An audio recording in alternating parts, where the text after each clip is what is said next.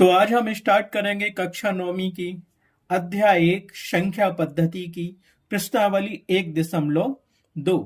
1.2 का पहला क्वेश्चन हम देखेंगे आज। क्या दिया गया है यह क्वेश्चंस। प्रश्न नंबर 1, नीचे दिए गए कथन सत्य है या असत्य है, कारण के साथ अपने उत्तर की जांच कीजिए। तो इसमें पहला क्वेश्चन हमें दिया गया है, पहले का पहला, प्रत्येक अपरिमेय संख्या एक वास्तविक संख्या होती है। हमें इसको हल करना है। दिया गया कथन सत्य है, तो उत्तर में हम क्या लिखेंगे, इसको हल करेंगे तो हम लिखेंगे प्रत्येक अपरिमेय संख्या एक वास्तविक संख्या होती है। तो उत्तर हम देंगे दिया गया कथन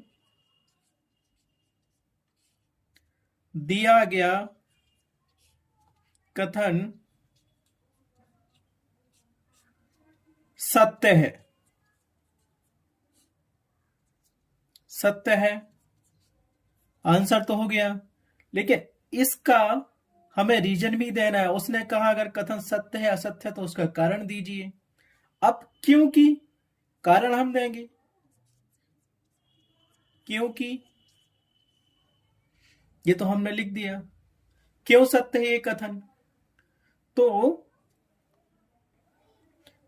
क्योंकि वास्तविक संख्याओं की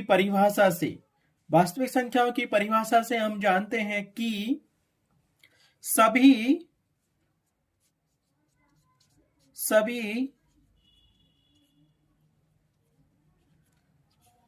परिमेय संख्याएं एवं सभी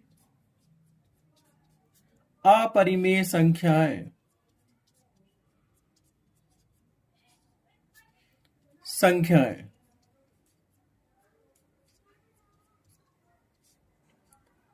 संख्याओं का संग्रह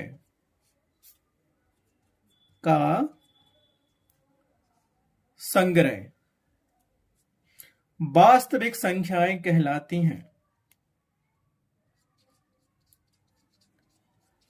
वास्तविक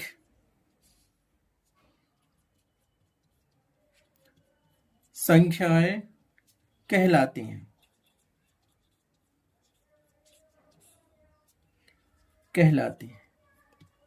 हमें रीजन क्या मिला, दिया गया कथन सत्य है क्योंकि वास्तविक संख्याओं की परिभाषा से हम जानते हैं सभी परिमेय संख्याएं और सभी अपरिमेय संख्याओं का संग्रह वास्तविक संख्याएं कहलाती हैं। अर्थात वास्तविक संख्याएं दो प्रकार की होती हैं, एक होती है परिमेय संख्याएं, दूसरी होती है अपरिमेय संख्याएं। तो डेफिनेट हमें यही पूछा गया था कि प्रत्येक अपरिमेय संख्या एक वास्तविक संख्या होती है। अब वास्तविक संख्याओं का प्रकार ही है परिमेय संख्या अपरिमेय संख्या, तो अपरिमेय संख्या प्रकार है वास्तविक संख्याओं का, तो सभी अपरिमेय संख्याएं क्या होंगी, वास्तविक संख्याएं कहलाती हैं। अतः स्पष्ट है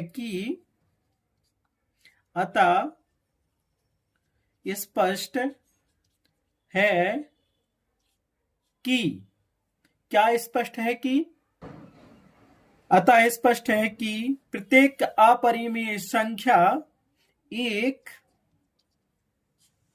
वास्तविक संख्या होती है। वास्तविक संख्या होती है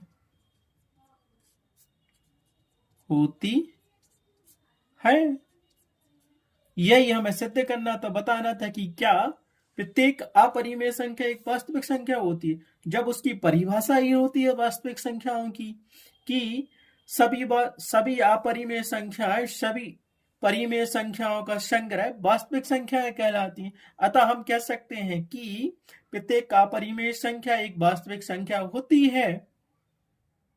यही हमें सिद्ध करना था इस कथन में। तो दिया गया कथन क्या है, दिया गया कथन सत्य है, अतः कथन सत्य है। कथन सत्य है। कौन सा कथन, दिया गया कथन सत्य है। अब हम हल करेंगे प्रश्न 1 का दूसरा क्वेश्चन, जो हमें बताना है कि दिया गया कथन सत्य है कि असत्य है। जो भी होगा उसका हमें कारण भी देना पड़ेगा। तो दूसरा प्रश्न क्या कहता है, प्रश्न 1 का, संख्या रेखा का प्रत्येक के बिंदु अंडर रूट एम के रूप का होता है, जहां एम एक प्राकृतिक संख्या है। देखो यहां पे पूछ रहा है संख्या रेखा का प्रत्येक बिंदु, और पूछ रहा है कि एम प्राकृतिक संख्या है, ये भी डिफाइन कर रहा है कि रूट एम, एम क्या है, एक प्राकृतिक संख्या है।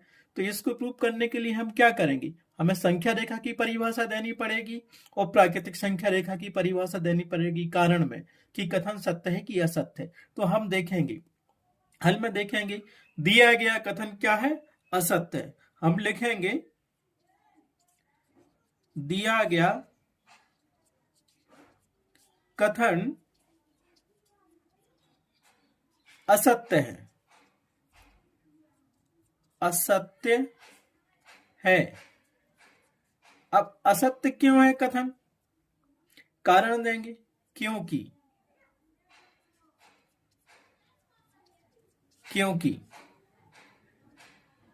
संख्या रेखा की परिभाषा, संख्या रेखा की परिभाषा हम किस प्रकार डिफाइन करेंगे, कारण क्योंकि संख्या रेखा की परिभाषा से हम क्या जानते हैं, यह एक संख्या रेखा है जिसके मिडिल पॉइंट पे 0 होता है। संख्या रेखा के दाईं ओर देखेंगे कौन सी संख्या होती है, और वहीं बाईं ओर देखेंगे कौन सी संख्या होती है। तो संख्या रेखा के दाईं ओर धनात्मक संख्या होती है कि एंड सो ऑन इन्फिनिटी तक, वही संख्या रेखा के बाईं ओर ऋणात्मक संख्याएं होती हैं, ऋण 3 एंड सो ऑन इन्फिनिटी। ये एक संख्या रेखा है। संख्या रेखा पर सभी धनात्मक संख्या जो अनंत तक जाती हैं और सभी ऋणात्मक संख्या जो ऋण 1 से अनंत तक जाती हैं, और संख्या रेखा पर 0 भी स्थित होता है। यह संख्या रेखा की परिभाषा होती है। संख्या रेखा की परिभाषा से हम जानते हैं कि 1 से लेके अनंत तक धनात्मक दिशा में जाने वाली सभी संख्याएं क्या होती हैं, ये प्राकृतिक संख्या होती हैं। और यही उसने कह दिया कि रूट एम एक क्या है, प्राकृतिक संख्या है। तो रूट एम यहाँ कहीं बीच में होगा, रूट एम इससे डिफाइन होता है कि यह संख्या रेखा, यहाँ पर संख्या रेखा पर प्राकृतिक संख्या स्थित होती हैं। इस संख्या रेखा को हमने समीकरण बन दिया।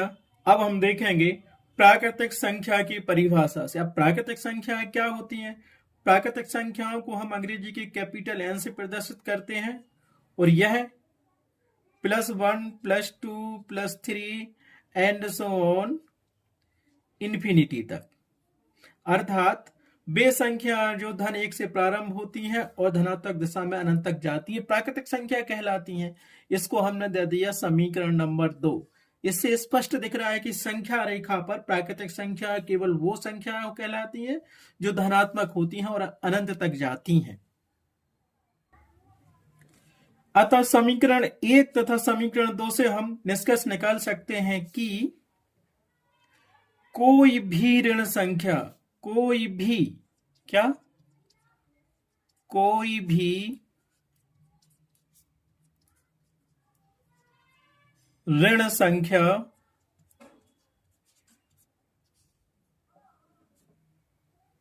किसी प्राकृतिक संख्या का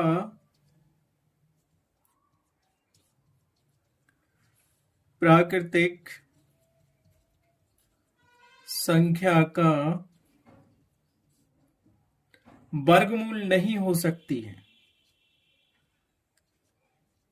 वर्गमूल नहीं हो सकती है, नहीं हो सकती है। क्यों? संख्या रेखा पर सभी धनात्मक संख्या तथा सभी ऋणात्मक संख्याओं के साथ शून्य भी स्थित होता है, लेकिन प्राकृतिक संख्या की परिभाषा केवल क्या होती है, जो कि धन 1 से लेकर धनात्मक दिशा में अनंत तक जाती हैं। तो प्राकृतिक संख्या केवल धनात्मक संख्या ही होती है जो 1 से प्रारंभ होती है अनंत तक जाती हैं, लेकिन संख्या रेखा पर ऋणात्मक संख्या होती है, 0 होती है।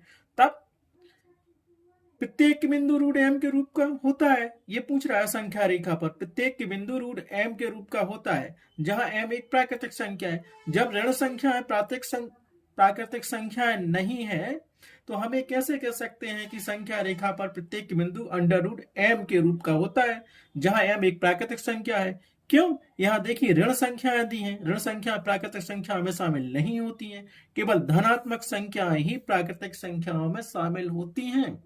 अतः हम कह सकते हैं कि दिया गया कथन क्या है? अतः दिया गया कथन असत्य है। अतः दिया गया कथन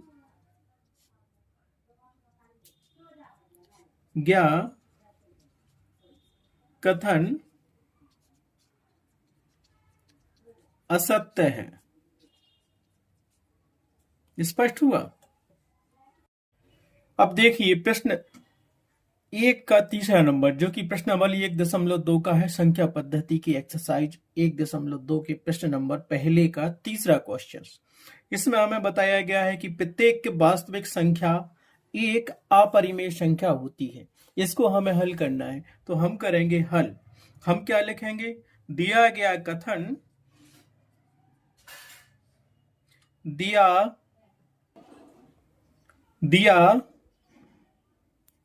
गया कथन असत्य है।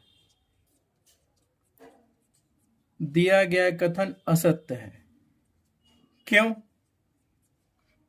अब हमें कारण देना है। यह कथन असत्य क्यों है? कि प्रत्येक वास्तविक संख्या एक अपरिमेय संख्या होती है।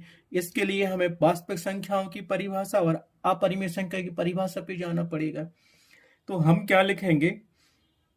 दिया गया कथन असत्य है क्योंकि वास्तविक संख्याओं की परिभाषा से हम जानते हैं कि सभी परिमेय एवं अपरिमेय संख्याओं का संग्रह वास्तविक संख्याएं कहलाती हैं। जैसे यहां हम देखेंगे 2 क्या है? 2 एक वास्तविक संख्या तो है। 2 एक वास्तविक एवं परिमेय संख्या है। परिमेय संख्या है। कैसे है? देखो 2 को हम क्या लिख सकते हैं? 2/1। 1 का भाग 2 में जाएगा तो 2 ही रहेगा। और ये किस रूप की हो गई? P/Q के फॉर्म की हो गई, जहां P बराबर तो 2 है और Q बराबर क्या दिया हमें? Q बराबर 1 है, जो कि 0 के बराबर नहीं है। अतः 2 एक परिमेय संख्या सिद्ध हो गई। अब हम देखेंगे, अब अपरिमेय संख्याओं की परिभाषा से, अपरिमेय संख्याओं की परिभाषा से, अपरिमेय संख्याओं की परिभाषा क्या होती है? वे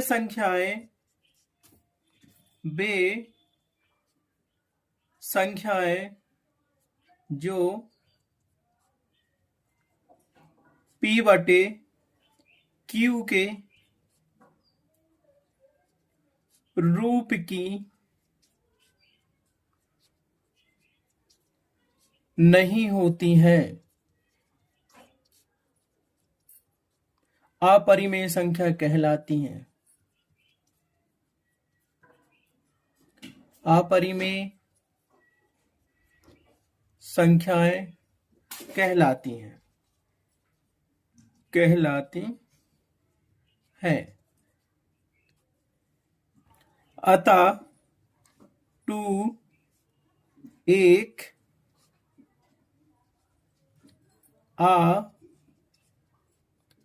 अपरिमेय संख्या नहीं है।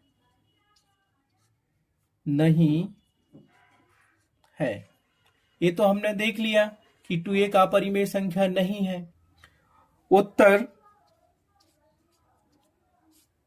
दिया गया कथन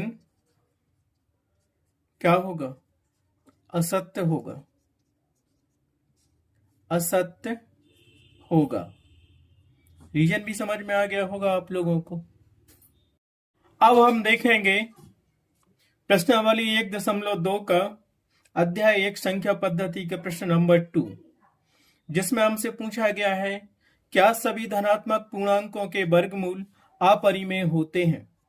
यदि नहीं तो एक ऐसी संख्या के वर्गमूल का उदाहरण दीजिए जो एक परिमेय संख्या है। हमें केवल धनात्मक पूर्णांकों के बारे में पूछा गया है। पूर्णांक तो धनात्मक भी होते हैं, ऋणात्मक भी होते हैं, और पूर्णांकों में शून्य शामिल होता है। तो हमें केवल धनात्मक पूर्णांकों के वर्गमूल के बारे में बताना है। क्या सभी धनात्मक पूर्णांकों के वर्गमूल अपरिमेय होते हैं? यदि नहीं तो एक ऐसी संख्या के वर्गमूल का उदाहरण दीजिए जो कि परिमेय है। तो हम कैसे सिद्ध करेंगे? हमें परिमेय संख्या का उदाहरण देना है जिसका वर्गमूल परिमेय हो। ऐसी संख्या का उदाहरण नहीं देना है जिसका वर्गमूल अपरिमेय हो। ठीक है, तो अब इसको हम हल करते हैं। देखिए यहाँ पे 2 क्वेश्चन पूछे गए हैं। पहला, क्या सभी धनात्मक पूर्णांकों के वर्गमूल अपरिमेय होते हैं? तो हम इसका उत्तर पहले देंगे। आंसर क्या लिखेंगे? नहीं, नहीं, और आगे लिख देंगे सभी धनात्मक पूर्णांकों के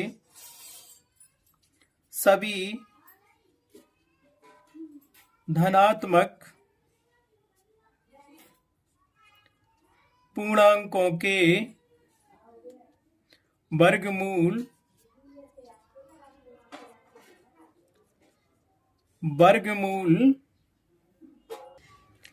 अपरिमेय नहीं होते हैं। क्या आंसर होगा? सभी धनात्मक पूर्णांकों के वर्गमूल अपरिमेय नहीं होते हैं। क्यों नहीं होते हैं? उदाहरण के तौर पे हम देखेंगे। उदाहरण हमें दिया गया है 4। उदाहरण के तौर पर 4 एक धनात्मक पूर्णांक है जिसका वर्गमूल एक परिमेय संख्या होती है, जैसे कि √4 का वर्गमूल निकालेंगे तो उसको हम लिख सकते हैं 2 का होल स्क्वायर। तो हमारे पास वर्गमूल कितना आएगा? 2। और 2 ये क्या है हमारे पास? जो कि परिमेय संख्या है, जो कि वास्तविक भी है और परिमेय संख्या भी है। परिमेय संख्या है। अतः हम कह सकते हैं कि क्या कह सकते हैं? सभी धनात्मक पूर्णांकों के वर्गमूल अपरिमेय नहीं होते हैं, क्योंकि हमने एग्जाम्पल दे दिया √4। अगर यहाँ पे √3 होता तो उसका परफेक्ट वर्गमूल नहीं निकाल सकते, और जिस संख्या का परफेक्ट वर्गमूल तथा घनमूल या चतुर्थक ना निकले वो अपरिमेय संख्या होती हैं। लेकिन यहाँ तो 4 का क्या परफेक्ट वर्गमूल निकल रहा है? 2 आ रहा है, जो कि एक परिमेय संख्या है, और इसी का हमें उदाहरण देना था। उसने यही क्वेश्चन किया था, क्या सभी धनात्मक पूर्णांकों के वर्गमूल अपरिमेय होते हैं? यदि नहीं तो एक ऐसी संख्या के वर्गमूल का उदाहरण दीजिए जो एक परिमेय संख्या है। वही हमने किया। आंसर लिखा नहीं, सभी धनात्मक पूर्णांकों के वर्गमूल अपरिमेय नहीं होते हैं। उदाहरण था 4 एक धनात्मक पूर्णांक है जिसका वर्गमूल एक परिमेय संख्या है, जैसे √4 का वर्गमूल हमने निकाला 2, जो कि एक परिमेय संख्या है। अतः प्रश्नावली 1.2 का दूसरा क्वेश्चन पूरा हुआ।